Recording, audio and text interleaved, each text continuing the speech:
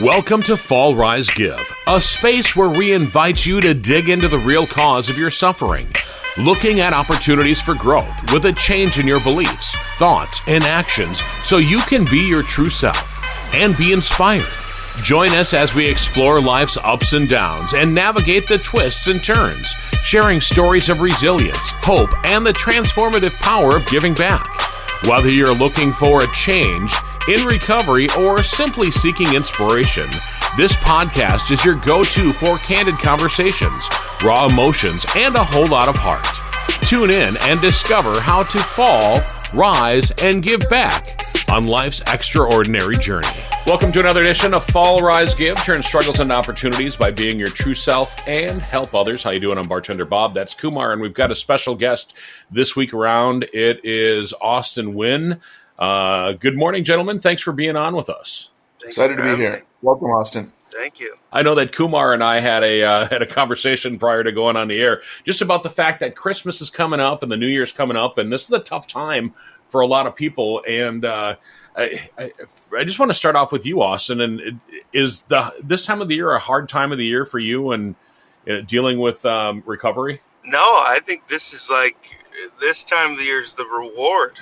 Like I get to, this is the privilege that I've been afforded as a result of change, It's the way I look at it now, at least. Right. Sounds like the cops are coming after you. There's like 3 cops all coming this way. I don't know. Not for me. See, like, there you go. There's another privilege. I don't actually feel like if I hear police now, it's like, it's annoying.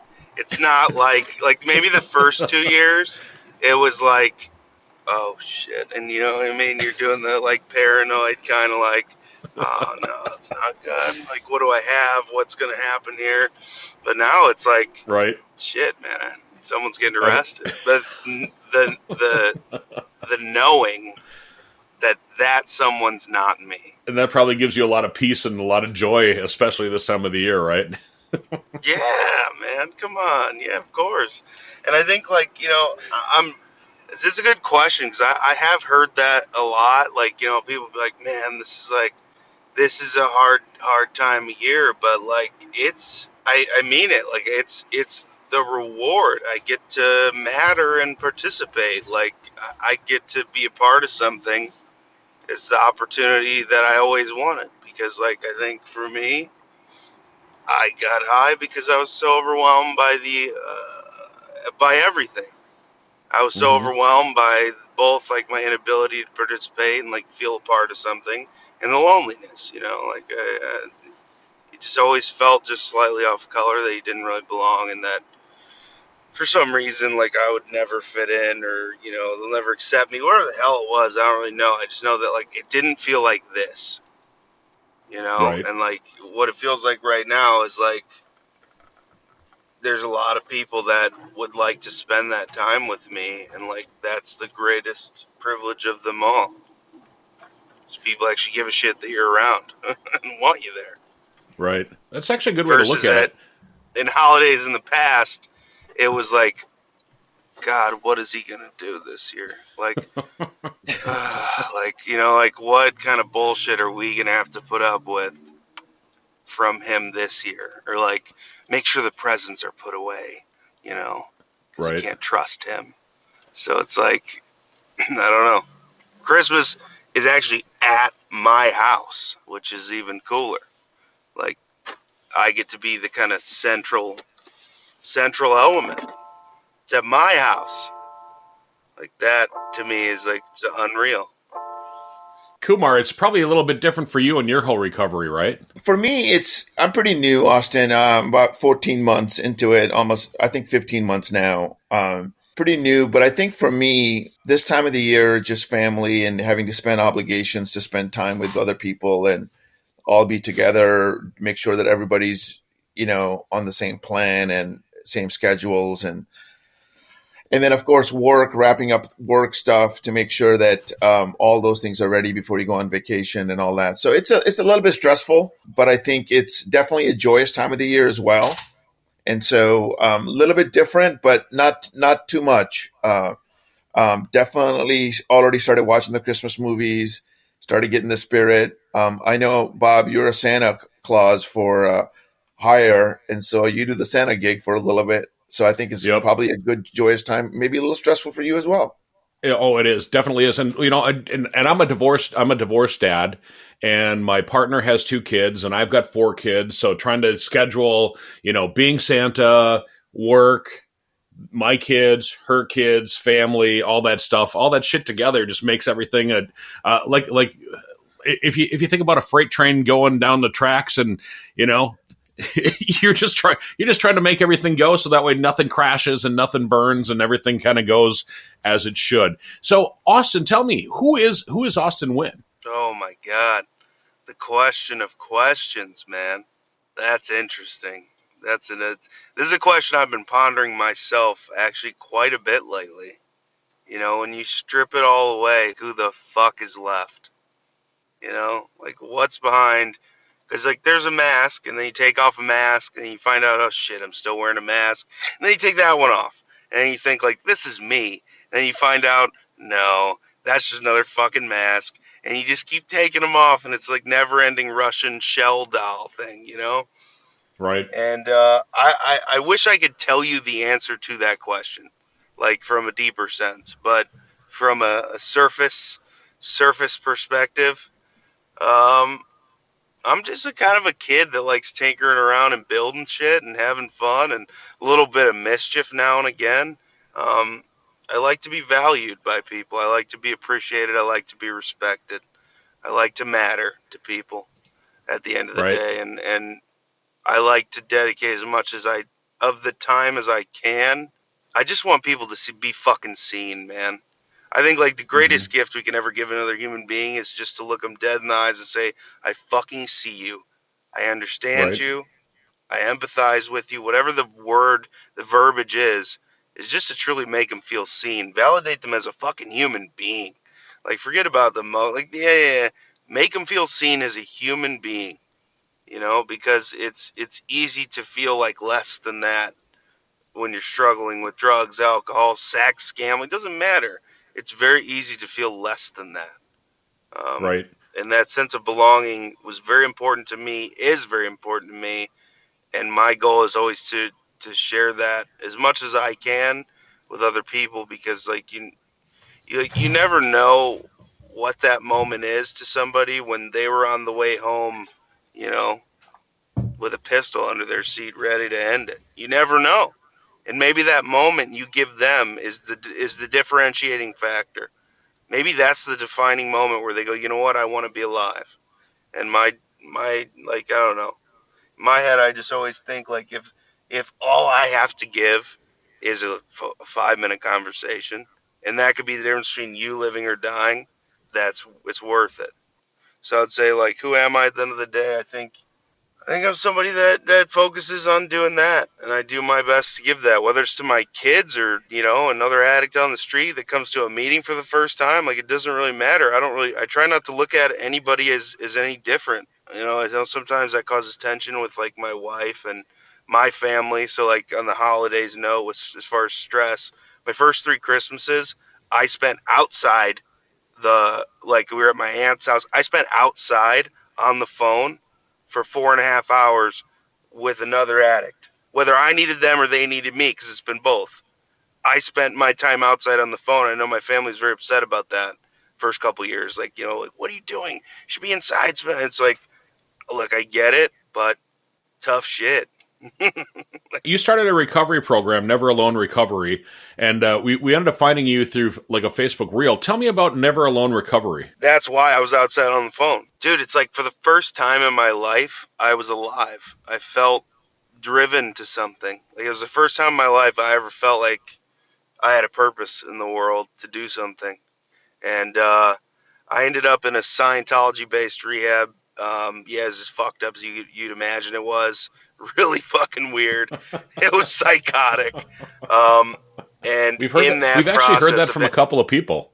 I don't want to get into this, but like they own a vast majority of the rehab industry Uh huh. was actually created by them more than anyone else. And like so, in the last couple of years, like a lot of private equity firms have purchased a lot of the rehabilitation facilities because it's a profitable business, and it's made its transition to Wall Street now. But before it was Wall Street, it was the Church of Scientology or its subsidiaries that actually, like most of the helplines that you've seen or maybe even called in your experience, were run or started and operated by that organization. A lot of the rehab facilities, they really turned it into like a large scale business, believe it or not. Anyway, so yeah, I ended up in one, and it's very radicalizing. It's very intense. It's just odd, man. It's just real weird. But thank God I had been to 12-step recovery before that, so I had somewhat of a foundation rooted in reality. Um, so it was enough. And also, like, I'm one of those people that's like, you tell me to do it, and you kind of force the issue a little bit. I will spite you and myself if that's what it takes to do the absolute opposite just because it's the opposite of what you tried to get me to do. Yeah, pretty much. Like, even if it means I get fucked, I will still spite everyone just because I don't like you're trying to work me over and manipulate me, and I don't like that. So I'm going to do the opposite. So that's kind of how I respond to that. And anyway, when I got there, it was like 50 days in, and like, my family was still like, we couldn't have a conversation, and like, in my head, I think the miracle had occurred for me. Like, I knew, I don't know why, man, but I just knew I'm not getting high again. Like, I'm just not. It's over. And like, my personality had shifted. It's almost as if someone else, it's like I entered a different fucking reality. Because of that, like, talking to my parents was different, and like, they could tell I had changed, but like, they hadn't changed at all, and they still, it was contentious, and like, of course they're pissed. They had every right to be. I was a fucking asshole. But it just kind of like, okay, so nobody from the facilities like made any attempt to talk to you. Like, there's been no counseling for you. There's been nothing offered to you. They haven't updated you on how I'm doing, like nothing. And that was kind of what drove it. Like, okay, so I got manipulated into coming to this rehab facility because basically they had a drum set and a music room, and like, I play, and so that sold me. I mean, so I was like, fucking whatever. I'm getting kicked out of my house. I gotta go somewhere else. I guess I'll go here. And what they didn't tell us is that Scientology, they didn't tell me that, they were going to bill my family like $40,000 outside of the insurance that paid almost $70,000. Um, and it was just bullshit. And I was like, there's got to be a better way. Why is there no like agency or any kind that like audits these places and why is there no quality control mechanism?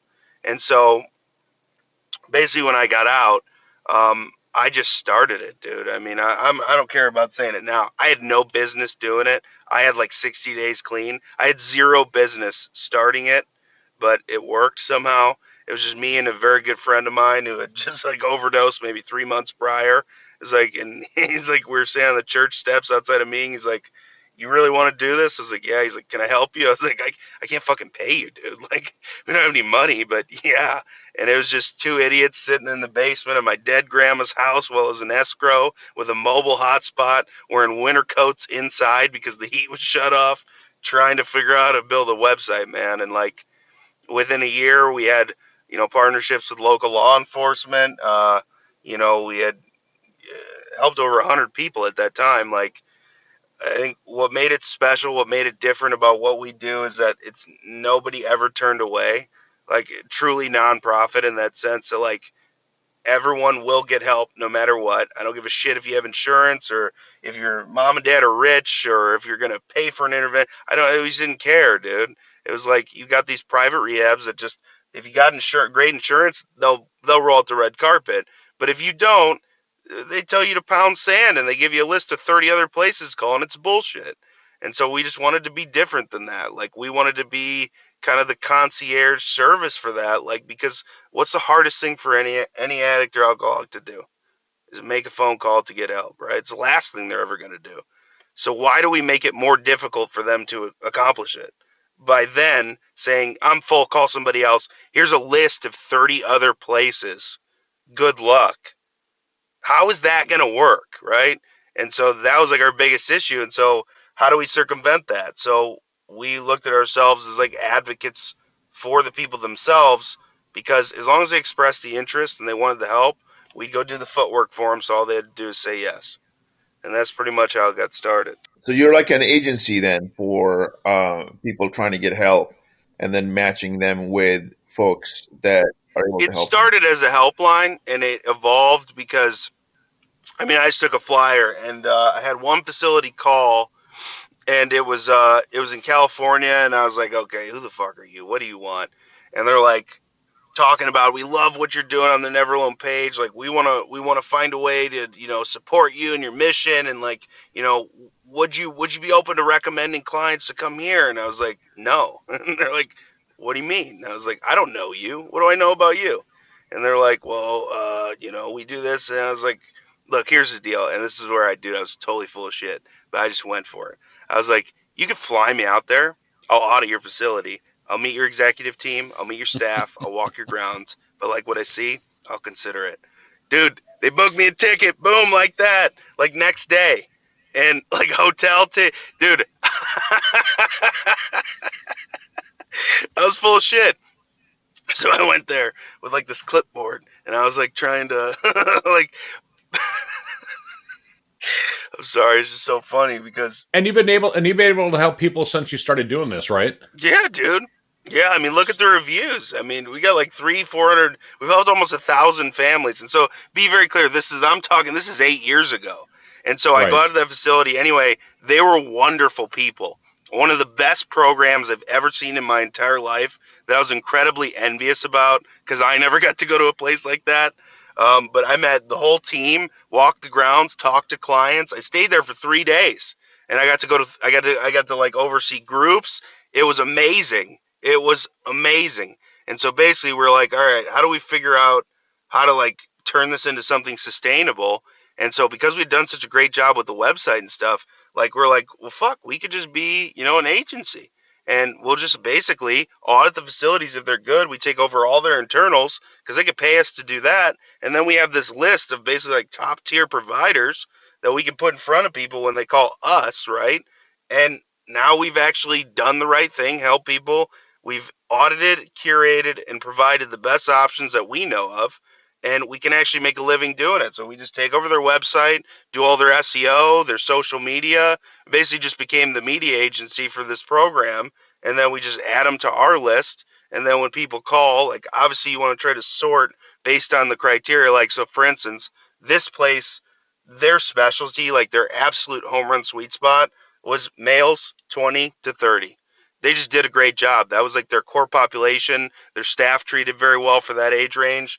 So like we just tell people, look, primarily there's men 20 to 30 that go here. Here's another facility, women 30 to 40. We got one place that's like, honestly, it's a more like mature, like 50 and up executive. So we just kind of started trying to find a place for everybody, and then just throwing out like, okay, here's our audit process. Do you want to participate? Yes or no? So none of the facilities will ever talk about to anyone or share with anyone will ever be not on that list. So like if I ain't seen it, touched it, felt it, we ain't gonna talk about it. Because again, I've sent my family to these places. You know what I mean? Right. And I think Yep. like what was always missing was like an air of transparency with a lot of these facilities. They'll use these call centers and all these scumbags in a boiler room, dude. It's like, where's the human touch? And I think we really did a good job adding that and finding a way to do it efficiently and transparently, um, to give people what they deserve, which is like good options that they can trust. Austin, I got a question. So if somebody is, wanting to break the habit of alcohol, drugs, gambling, sex, the things that you had mentioned earlier, what are some steps that I can take internally, and what are some steps that I can do myself in order to get on that right track? I mean, the first step is just kind of acknowledging that, like, this is uncomfortable and I don't like this. Like, that's to me is the biggest part is like, I don't want to be this way. I don't like the results I'm getting from the experiment I've been conducting. Because that's all this is scientific experimentation. Test hypothesis, get results, do it again, do something different. If I don't like the result, why do I keep running the same test? So it's like every time I'd get high, I'd find myself deeper and deeper and deeper entrenched in the misery. Okay, I'm really miserable. Huh. I keep getting high and becoming more miserable. Do I want to still be miserable? Yes or no? And like, if you can answer that question honestly, like that's the biggest step, the hardest part, and I think the greatest point of friction. So just asking yourself that question, is this the life that I want? Is this how I want to live? When I go to bed at night, do I look at that person in the mirror before I lay my head down and go, I like this person? If the answer is no, then beautiful. Let's get started. That's all it takes. And I think that that first step is just to connect with somebody else. That's why I love what we've done with social media, and I love seeing everyone that's open and honest about their recovery on social media, because I don't think they realize how powerful that is. I hate doing it. I feel like such a douchebag talking about it. I hate it. But then I get a mom of someone I went to high school with who, like, it blows my mind, and they'll be like, "Hey, so and so's been drinking a lot and going through this, and like, I was really inspired when I read your story about what you're struggling with, and I was wondering if there's any suggestions or advice that you have for me as a parent, because I really I'm worried about them, right?" So it's like, by making myself visible, others feel seen. And kind of to go back to that original answer, like, that's the point. So as far as what are the next steps, first steps is like, talk to somebody else who's been through it. Whether if you're a parent, mom, dad, sister, brother, whatever, look on. So I get, someone. Ask Right. uncles, aunts, coworkers. Hey, you ever experienced this or been through this? As hard as that may be, and as shameful as that may feel, I think you ask 3 or 4 people. I guarantee you, 1 out of 3 at least will go, "Oh my God, yeah. I actually just went through this with my uncle, or I just went through this with my neighbor's son, or my husband actually drank for 10 years." You will find someone. You can't throw a rock without running into someone in this day and age that hasn't been deeply affected by this. You're Yeah. absolutely right. So let me ask you this. So you mentioned the word struggle a few times. So what has been your biggest struggle? Maybe in the last 8 years, now that you've come out of it, because I think the themes of struggles are often similar, right? It's not alcohol is the solution, not the problem. What has been your Oh, struggle 100%. internally? Oh, absolutely. It's yeah. It's an effort to treat the symptom. Um, Biggest struggle, my own professional ambition, I would say, has been my biggest struggle. Something I worked very hard toward has also been, and it's double-edged sword. I struggle to just, like, my family, right? Like, I have 3 kids, my wife, they love me, letting them love me, really, like, just letting them. They love me. That is an absolute. That doesn't change whether I let them or not. So take that Right. back. Letting Austin truly experience that love, and be in it. Not be kind of in it, but also my head's here and there and here, because I run 800 goddamn businesses and doing all this bullshit, and like, I'm. When is it enough? That's what I struggle with. The same struggle, ironically. When is it enough? Sounds like a biggest struggle is time. You know, is that Yeah. is that right? Oh yeah. What do you do to try to correct your time issues? I wish I had that answer. I wish I Yeah, did. I'm gonna take a look at it from a different perspective. I don't know if it's time as it is contentment, Yeah. satisfaction, and just allowing things to be as they are. Maybe in the the 12-step programs we call it acceptance, but being a level of accepting things as they are and still wanting more in an appropriate way, wanting to Yeah. manifest certain things, but allowing Woo! to be okay with what you are today, but then to maybe, you know, um, wanting more is not a bad thing. Ambition is not a bad thing, but accepting and loving what is right now is also really important, right? It absolutely is. I mean, you just nailed it, dude. Oh, my mind is racing now. Whew. What's coming up? I know we are gonna get that deep. Come on now. Yeah, yeah, we do get pretty deep here I sometimes. like that. Yeah. But yeah, I mean, what's coming up is like, it's almost a sadness, if I'm being honest. Like, sometimes I will look at myself and I'll be like, man, I feel kind of sad for you. When, like, on paper, there's nothing to feel sad for or about. but it's like there's the part of me that's like, I just feel sad that you're missing it, man. You worked so hard to build it, and I'm really sad that you're missing it. You know, at times it feels like everyone else gets to enjoy the spoils of all the work, and I just go back to work. I don't think I've truly figured that out yet to really be here now. I was reading a book last night. I just picked it up. I don't even know how I got into these books. Just come into my head through either an article, quick, or Facebook Reels or whatever. And it's a famous Japanese Buddhist teacher, pretty famous. I think started the first Zen center in California and in the U.S. And the book is called The Beginner's Mind. Hmm. It's opening up to an awe of what is possible, right? An expert knows everything, expert does everything. And a beginner's mind, in the chapter that I got to last night, it's just being in the moment and relishing what is the joy, right? And so we talk about it through gratefulness, and maybe there's a piece of it in there, but sitting back and celebrating yourself is really hard for people who are ambitious like myself. And so I Oh always yeah. find it really challenging. I've had yeah. So I think it's just relishing in the joy of what is right now. And that's kind of like what enlightenment is in a way. The most enlightened human being I ever met, a Swami said to me, uh, like, because I was like, "What's the secret, Swami? Like, come on, what's the secret, man?" And he said, "No, no, no, no, no. You overthink." He says, "Approach life like a curious child. Then you're free. Don't be stupid." He gave me like a little smack. Don't be stupid. Like, I'll never forget when he said that. Approach life like a curious child, then you're already free. And I was like, damn. And I do. So long story short, I was fucking around, and I work a little bit also in like the financial industry and trading, all that stuff. And we launched this meme coin, dude. And like, they're worth nothing, right? They're inherently worth nothing. They're worth what you say they are. And I was like, you know what? I started talking with people in our community, like, if this takes off, I'll just donate whatever we make to the nonprofit anyway. So like, let's see what happens.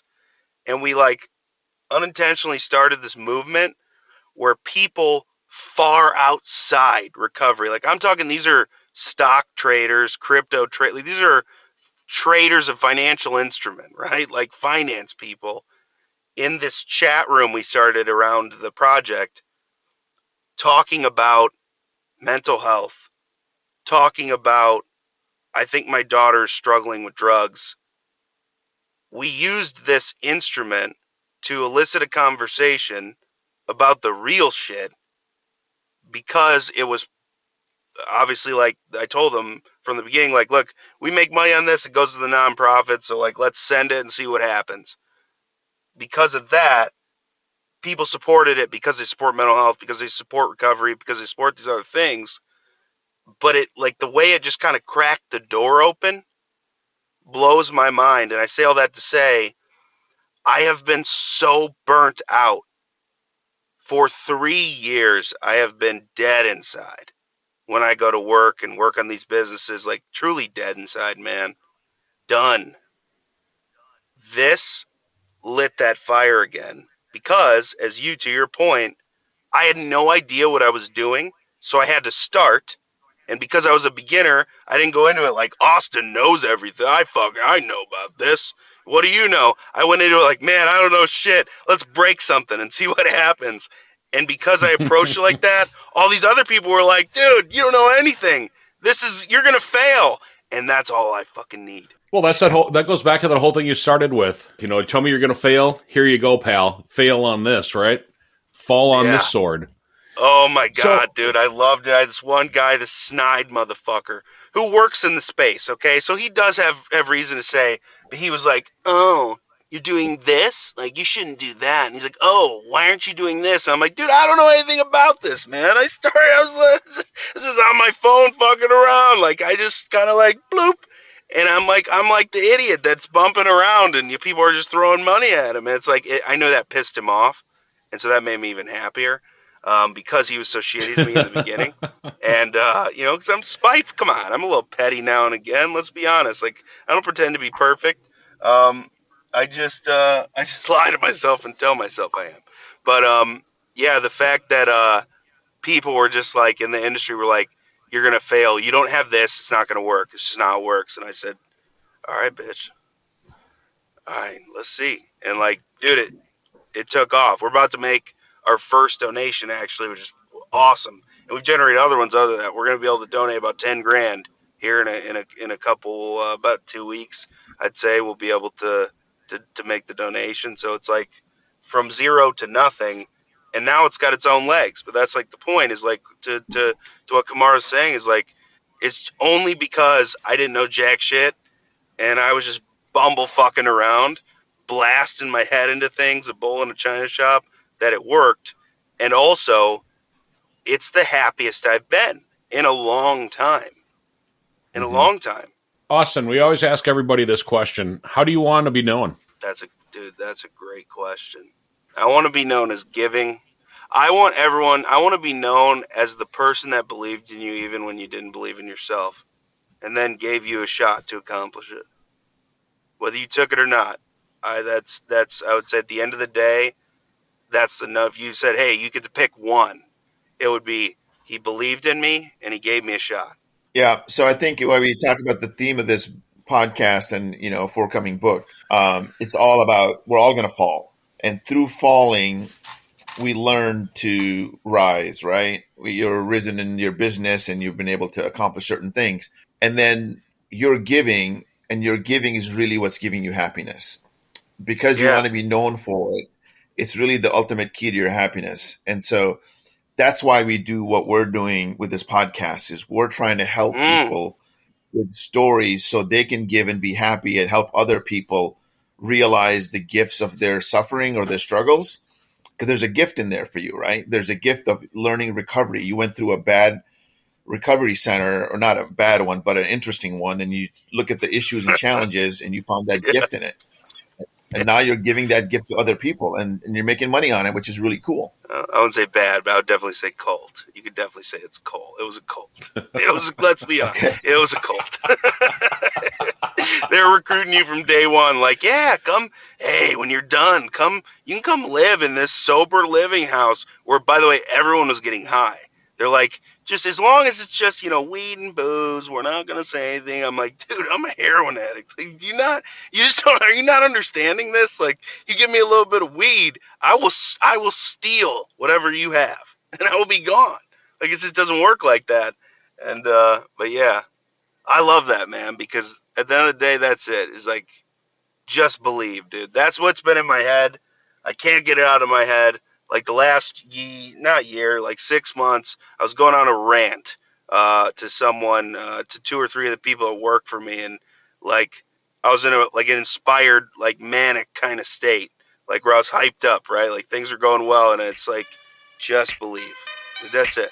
If enough people do, it works. Thank you for joining us on this episode of Fall, Rise, Give, where we explore stories of resilience, growth, and giving back. If you enjoyed today's episode, please visit our website at www.fallrisegive.com. Also consider subscribing to our podcast on your favorite platform and leaving us a review.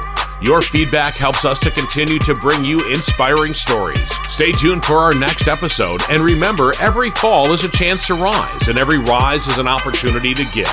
Until next time, keep falling, rising, and giving. This is Fall, Rise, Give, produced by podcastforhire.com. Thank you for listening.